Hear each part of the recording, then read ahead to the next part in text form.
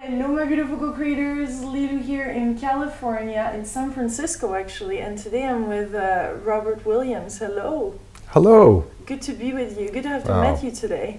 My pleasure. I love the synchronicities again that led me to meet this man on the Juicy tour through Bob Zimmer, which then I previously met through Dr. Larry Dossey, and to have met you and have been in this conversation today has made a profound impact in my life, and I really feel blessed right now to be sharing the information that you shared with us this afternoon now with as many people as possible, so thank you for that. Just on a technical level, or if we can put a title to ourselves, you are actually the CEO of Clarus. I'm the co-founder, one of the founders, yes. And but what I really want to share right now with the world and as many people as possible is your view of humanity, and how do you actually look at humanity, because this is such a beautiful analogy that you have. I think that all of us, we can understand it in such a beautiful way, so tell us. Yeah, well it's a big question. First of all, you know, you and I are speaking right now, and there are people that later on will be watching. And where's the camera? And so I'm looking into a future event. Somebody's watching us on your website. And yet at the same time, there is a place in consciousness that is beyond and more fundamental than time. And there's an interesting paradox happening these days, and that is we live life from moment to moment, and we see things growing, changing, diversifying, growing, changing, diversifying.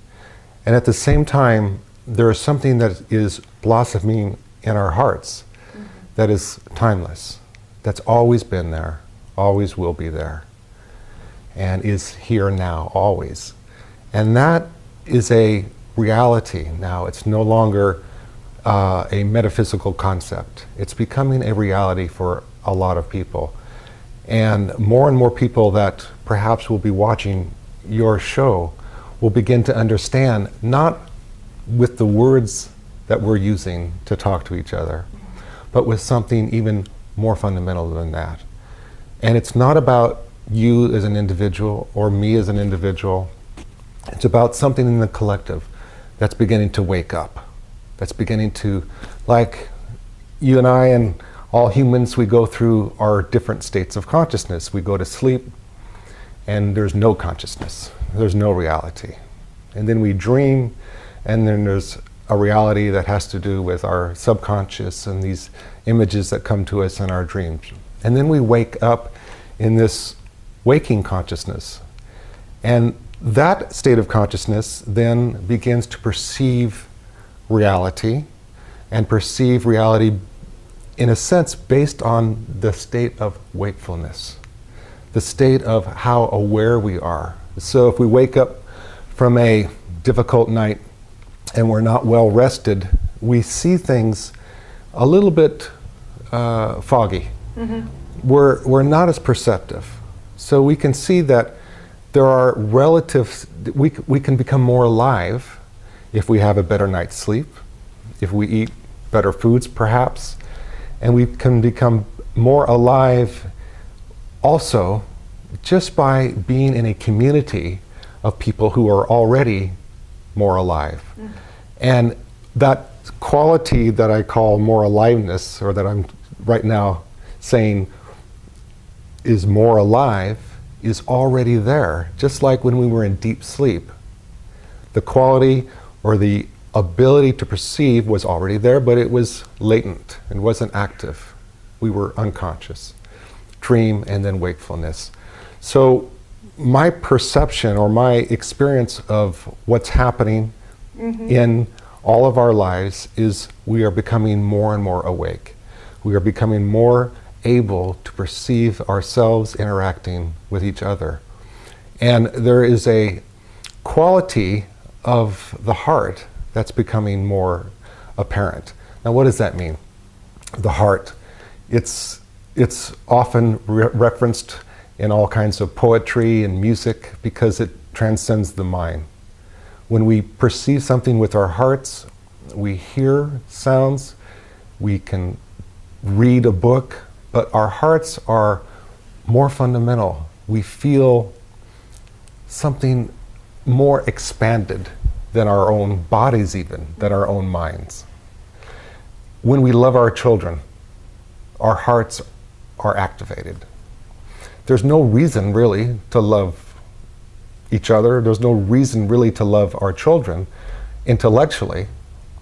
Why do we love a child? Why, when that infant is crying, do we go to it? It seems silly to even ask the question.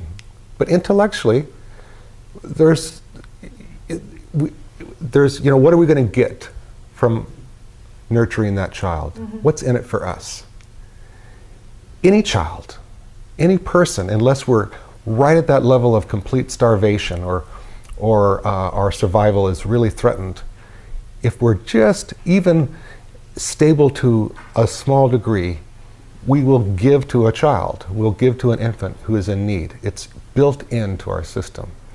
And that is an example of how the heart interacts with the world. Mm-hmm. It perceives an avenue of giving, an avenue of love that feels quite natural. Mm-hmm. And what I feel is happening in humanity is a greater capacity to love and to give, mm-hmm. and to rejoice in our commonalities, mm-hmm. as opposed to the things that separate us or the things that make us individual. So there's, like I say, there's these words that we're using. There are people that are watching your show, and then there's something timeless that hopefully they will begin to realize in their daily lives. And that's one of the purposes of this organization that we're starting, and that is to create a vehicle for people to reference when it comes to what the heart is all about, practical solutions to everyday problems, practical actions we can take that is real, that are real, and that has been shown to increase the quality of life. So it's not just airy-fairy, lovey-dovey. It's things that we can really do to enjoy life more. Mm-hmm. And that's what you call the field? Yeah, fields. Field? Yeah, fields. It's a research alliance, and it's a community of individuals who believe that we can make a change with technology, information, and communities that that we can make a change for our next highest level of life, mm-hmm. to become more alive together. And so the quality of aliveness, we have all these different disciplines that can resonate with that. In other words, what we eat, how we interact with each other, what we do from day to day, how we fuel our vehicles, how we power our houses. All those things can be unified in a very simple way with a concept of fields. Mm-hmm. A concept of fields. Fields is a concept of something that is linking everything else. And it's also an area of quantum mechanics and quantum physics that it accepts the idea that there is a fundamental way that information is exchanged between particles, and that fundamental way is via a field. Mm-hmm. It's via a field. And that field, and that connection and that linkage to this field enables us to be closer to the divine and have higher intelligence that actually guides us through life, where we can live in a more harmonious and harmonic way with things around us in nature, so that life is actually juicier? Yeah. Is that what we're talking about? Well, here? that's it, because what do we really learn that establishes a quality of happiness? You know, happiness cannot be learned. Happiness is realized. Yeah. Happiness is realized. And the realization of happiness, the realization of love, the realization of wholeness happens often when we least expect it. but it, like you say, you say the divine. That's the one way to define that great mystery, that great supremeness of that's something. That's out something. There that something. Is beyond our comprehension. Yeah. That is big and governing everything. No. Right. It's a source of newness. It's a source of new ideas, and it's also a source of energy. So connection to our divine self is connection to our life force, connection to our higher source of wisdom and intuition, our higher source of solutions to problems, our higher self. Even Einstein, and most innovative scientists, innovative people, have encountered what they call that mysterious spot in their consciousness that just gives them the answers.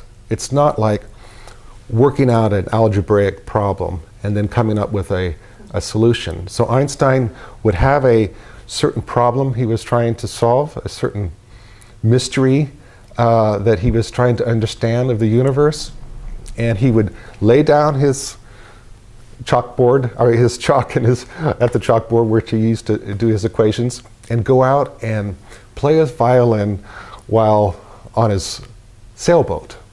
Now, that's a technique that he used to go beyond the mind.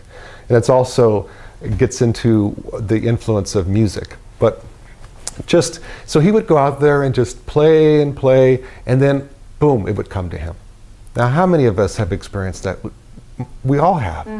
We're walking down the street, we're not even thinking of some problem we have, and boom, the answer comes. So there's an example of connection to the divine, or connection to our higher potential. And the connection is effortless. Once the environmental conditions, once we're in that right zone, that those revelations occur. And by the way, once we have those revelations, our life force increases, because it's one with life force. We are energized. We go, aha! You know, just that aha. Our eyes are, at that moment, we're more alive. Yeah, and everything seems to be larger, and we have more space to live. How do you explain that on a scientific or field level? You know, it can be measured, and it's not within the domain of conventional science, but I'll give you an example, and that is, let's say we're at a concert, and the musicians are really good, but we start out, we feel ourselves, we feel our individuality, we might feel our friends next to us like this, and we're in that field of energy, and we feel ourselves. And then something happens in the music, and we feel expanded. We actually feel less of our individual boundaries and more of a collective boundary, if you will. And so that is actually a real phenomenon that has been scientifically validated. What happens in an environment where there's an increase of life force, like for instance, this could be at a musical concert, and it could be any kind of music, but we get all, we have that, oh my gosh, this is amazing. We're not thinking of tick, tick, tick time, you know, the concert's 15 minutes into it, or it's almost over. You know, we're not thinking, oh, I'm here and that the musicians are there and my friends are here. We actually transcend that, but we include it. We don't lose our bodies, but our bodies become part of a collective phenomenon. And they've done some research to show that heart rate variability in individuals in a concert situation, or the ability of the body to perform more efficiently increases in that state. So once that zone, once that magic begins in the concert, people's physiologies actually change. And how do they change? They change, they become more efficient. And nobody ate any different food, nobody, you know, people were just there, they started the concert, they started at a certain state of consciousness, and then it expanded. And so that word expansion is real. And the whole idea of the field is that there really are no solid boundaries. real quickly to think about who we are. Okay, here's our bodies, then we have the organs, then we have the cells, then we have the molecules, then we have the atoms. And when you look at the atom, we're all made up of atoms and even more fundamental particles, but let's just stop at the atom. If we were to take one atom, let's say a hydrogen atom, which has a nucleus and an electron, and we were to expand it so that the nucleus is the size of a golf ball, and we put it on the pitcher's mound of a baseball stadium. We have baseball in the United States. We put it on the pitcher's mount.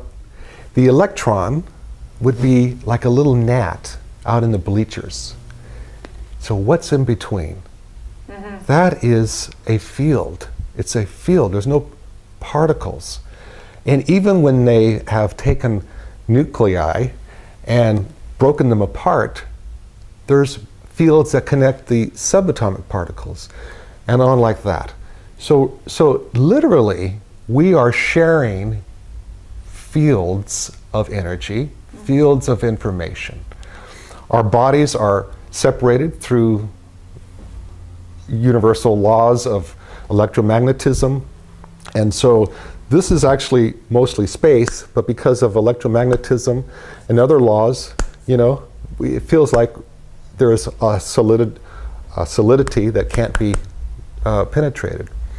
But our consciousness actually can expand out beyond our physical bodies. And that's like in the concert, that's like in group events where we just feel this group energy. Yeah. And it could even be for a cause, a common cause, something, it could even be negative, something like 9/11 That's what I was united thinking. us. Tell us about that experience actually on 9/11 and how people knew before it happened, or they detected something on this computer. Yeah, first of all, but we all remember the horrifying event. And there's an example of something that actually, in an ironic way, unified us, because when you're watching the TV, or even if you were at New York, you're not thinking too much. You're just like, oh my God, you know, oh, what is this? What is happening? So the mind was confused at that point. We didn't know how to file this in our past experience, and so our hearts actually opened up because of that, and we became closer to each other as an odd side effect of this event. Humanity felt together again because of a common event that was greater than ourselves. So there are scientists that have machines that measure the ambient noise of different fields on the planet Earth. And it's very technical, but anybody who's interested, you can go to Dean Radin's book, R-A-D-I-N, and he talks about these random number generators. And I won't go into how they work, but basically, if it records just what's happening in the ambient energy around the planet. And if there's a huge fluctuation, it will show a change in the graph. Now, what they found was that with events like the OJ trial, when everybody was looking at their TV, wondering whether OJ was going to be found guilty or innocent, there was a change in this ambient background noise or background energy. And so these machines began to move all over the world. And what was found during, you could say, during 9/11, they found that certainly those machines change radically. There was a big change. Now the theory is, from Dr. Radin and others, is that our consciousness is affecting the fundamental function of energy, or the fundamental movement of energy, background energy on planet Earth. Our consciousness affects that. Our consciousness, how we are interacting with each other, how we are interacting with ourselves, but something greater than our physical bodies. And what they found is, was during 9/11, the machines were going way off the chart. So obviously everybody was watching their TVs. But in further research, they actually found that the machines began going off their baseline 4 hours before the event. So 4 hours before the actual moment of the 9/11 catastrophe, something in our collective intuition was active. Something was happening. Much like mother's intuition. I'm a parent, and I know now with a daughter that you have this sense, and you just feel maybe something's wrong. I don't know how many times I've awakened and gone in the other room and found my daughter tossing and turning, and she's not comfortable. And even more so, my wife as a mother. So parents know, and we all know, we just get this intuition, or we feel like, oh, I'm thinking of a friend, boom, they call on the telephone. So that is a function of the field. We're asking about the field. You see how much greater it is than just... And how much more knowledge we access to beyond our brain comprehension, intellectual comprehension. Exactly. And that's where really the future lies, isn't it? Into opening up to this field where infinite possibilities, infinite creations, beautiful things can arise and change our planet and help us transform, isn't it? And raise the frequency on this planet. Anything is possible from this place. Well, exactly. The first of all, the idea of fields is a way of communication. It's a medium of information exchange. Now, it's like saying water. You can have polluted water, you can have crystal clean water. And so we have this concept of the field that connects us all. Now, what we do is communicated in the field. So there's the theory that what we are doing as a community, so the viewers of your show are all individually watching, but at the same time, there is something happening through the field. And it's way beyond the mind. You know, to say, well, I know exactly what's going to happen now because I've participated in this, listening and watching this show. But the idea is that if we are using a higher state of our potential, even in our own silent moments, even in our own state of self-awareness, then that affects the field in certain discrete ways that allows other people to access that same or a similar state of higher awareness. And very much like good music, and I say good music, that could be any music, well, with exceptions, but music that is that carries some higher degree of beauty and truth, and that gets into the discussion of what frequencies are, what relationships are. Two notes have a relationship to each other. There's rhythms that go into it. And so you have... Where was their place of creation also? Where that music was created from? Well, most importantly. Yeah. So that gets into two piano players can play exactly the same, and one can move you to tears, and the other say, oh, that's pretty good.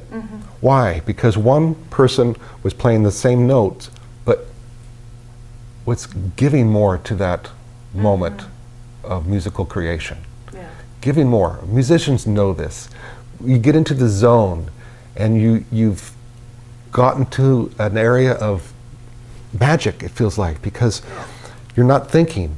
You're just there, almost witness, but often just feeling this bliss, this beauty, and people then perceive that. It's not just the acoustic impressions on our eardrums. It's not just the A minor seventh. I'm a musician, so I know music. You know, you go through a series of ratio changes and rhythmic changes, and you can analyze that and look at it analytically. It's all notes, acoustic impressions on the ears, and rhythms.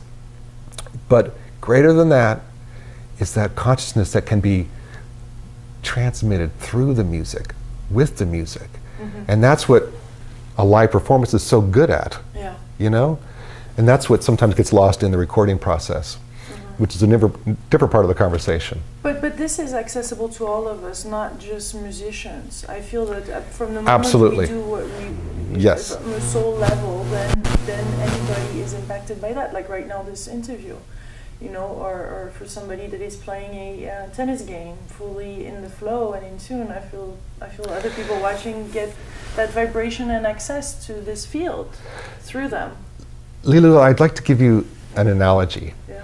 and that is where we are at as a species of humans. Yeah. The universe works in cycles. You know, we have the 4 seasons, we have the 24 hours in one day, wakefulness, sleep. There's changes that happen in a periodic way. You know, and so for instance, you take a seed. Let's think of a rose seed, a rose bush seed, and that has a certain molecular structure, and it's very stable. You know, it's mostly carbon and some other molecules, and you put that in the soil, and one magical moment, that seed changes its basic structure. It goes through what we call a phase transition.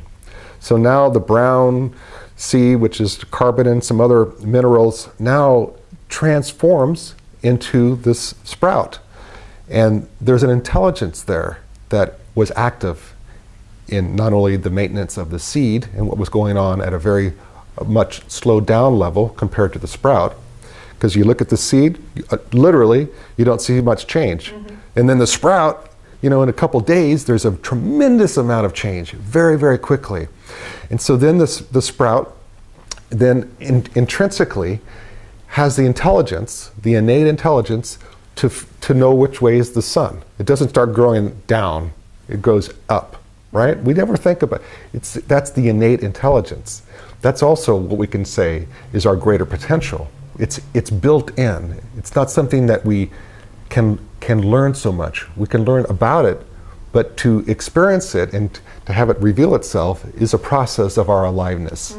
And so the sprout then seeks the sun and bursts through the top of the soil, and then when it receives the sunlight, that activates another phase transition, and so the shell or the place around that tender sprout begins to harden, and so the stem then is expressed. And then there's another transition or another phase transition into the leaf. Now I want to mention here that this is not an analogy, but literally when they look at how plants grow, there are phases of stability. For instance, let's just start with the sprout. And then there's an increase of chaos at the cellular level.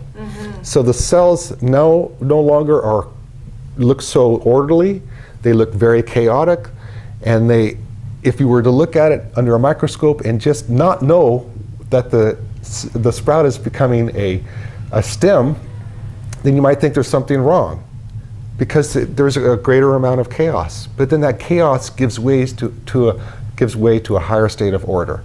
And so in this case, it goes from the stem to the leaf, and the stem to the thorn, and the plant continues to grow like that. Areas or phases of stability, and then massive change. Stability, chaos, disorder, massive change, higher state of order. This is something that we find in nature all the time. And right before, this has literally been shown, right before the rose blossoms out, the actual flower of the rose, it's all the rose, right? Rose bush. The actual flower blossoms out is the greatest amount of chaos at the level of the cells. So the cells, some of them die, sap comes down and goes back into the earth, and there's a high degree of disorder, and yet from that high degree of disorder, this intelligence creates the rose flower. And we see a complete new form, a new structure that's certainly unlike the stem, the leaf, the sprout, the seed. It doesn't even look similar. It's completely changed, but of the same essence. So this happens, farmers know it happens through a cycle. You plant the seed, you go through the certain different cycles, and you aid in that natural process. Okay, now the sprout's up, certain water, certain fertilizer. We can aid, but we can't really control it. We can enable it, we can enhance the process, we can nurture it, but it has its own intelligence. Now, this is what I strongly believe is happening to humanity. Humanity has gone through certain phases of expression, certain phases of reality, certain phases of aliveness. So we can say certain phases have been found to be stable, and then there's an increase of chaos, and then what's emerging from that chaos is what I believe a higher potential of humanity. And this is the golden moment of aliveness that we can participate in. And we don't have to participate in it. That's the free will we have. You know, nothing is forced upon us. There are certain things you could say, laws of nature. Earthquake happens, and you know we don't have any control over that, perhaps. But there are things that we can actually choose to participate with if we know that they're happening. There is an abundance of evidence that is pointing to a direction of mass transformation on the planet. Mass, that means all people, all of us, all humans are going to experience a transformation of themselves to whatever degree we don't really know at this point.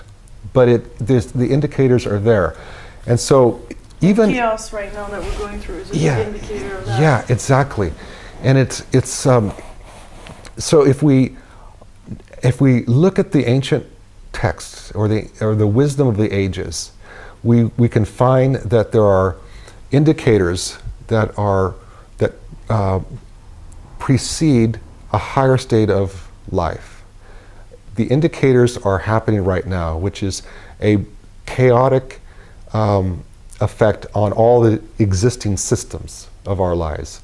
The economic system, the system of social systems, the communication systems, the energy systems. There are forces, we could say, or influences. What I believe is it's intrinsic in this field of intelligence that we all live in, like the ocean, and we're all fish in this huge ocean.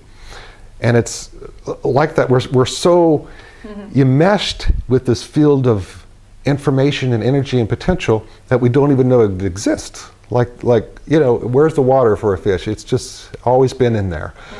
But the water can change, and when the water changes, the fish realizes it and has to adjust, right?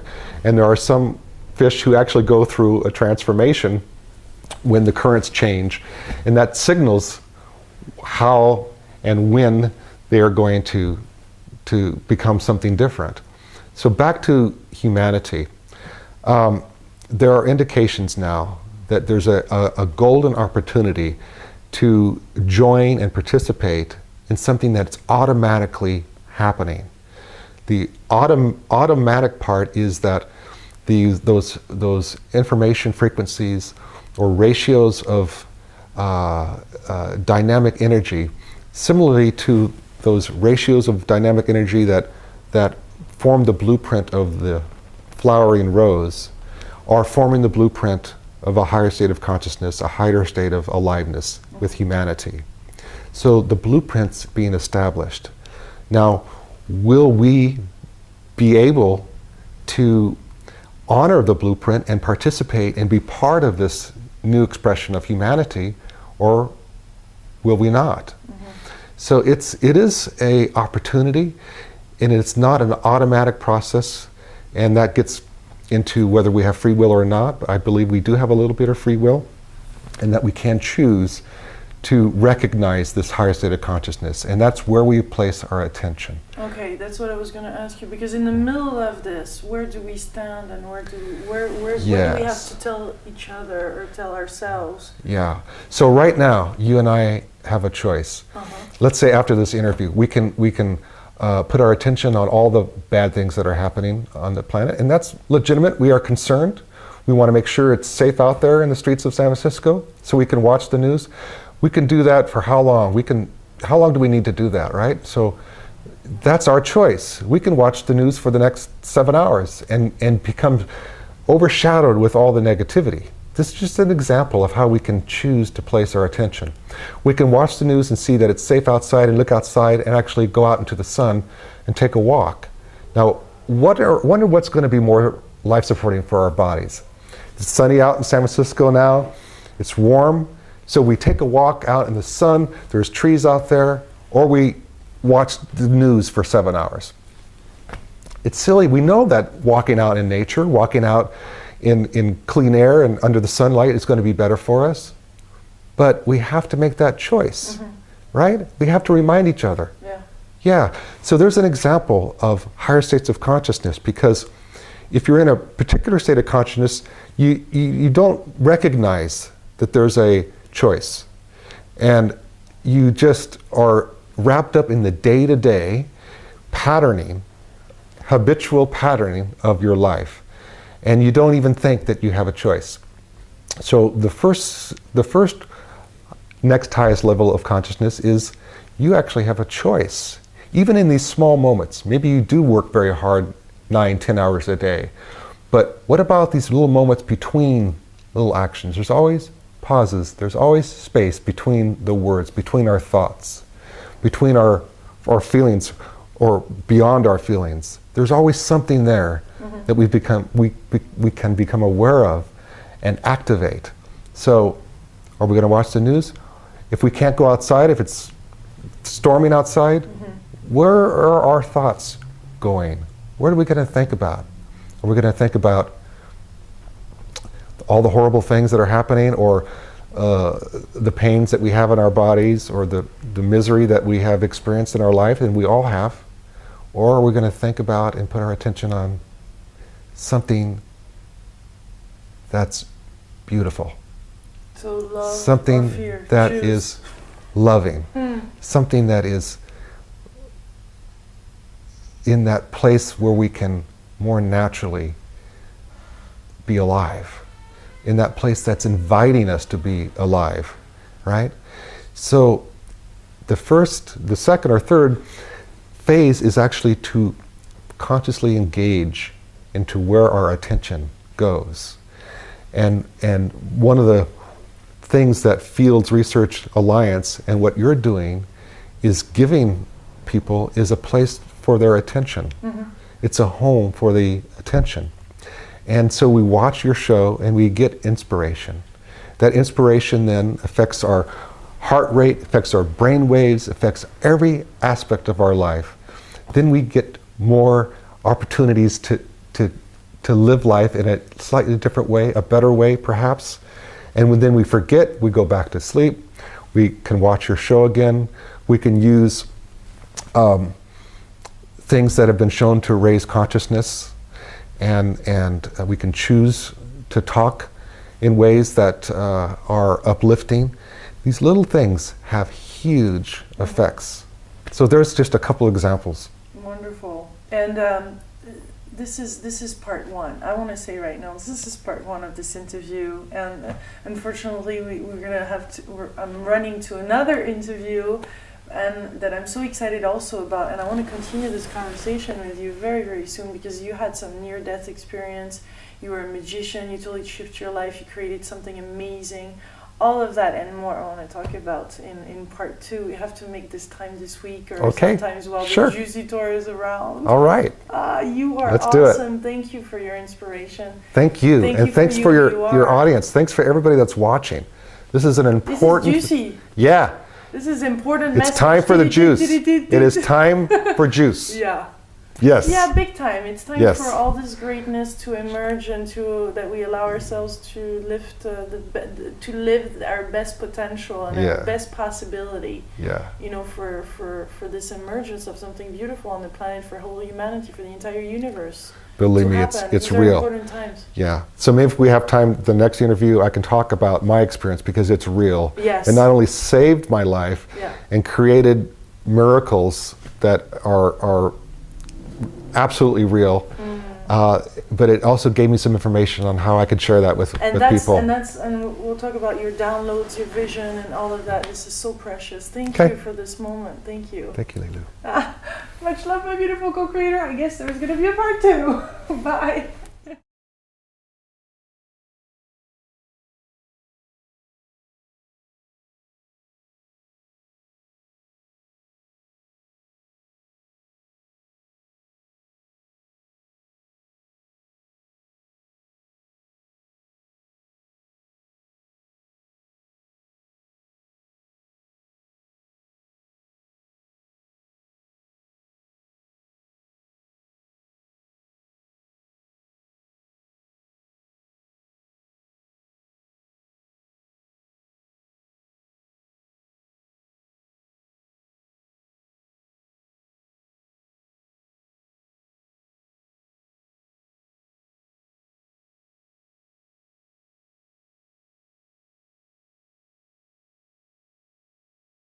That's beginning to, like you and I and all humans, we go through our different states of consciousness. We go to sleep and there's no consciousness. There's no reality.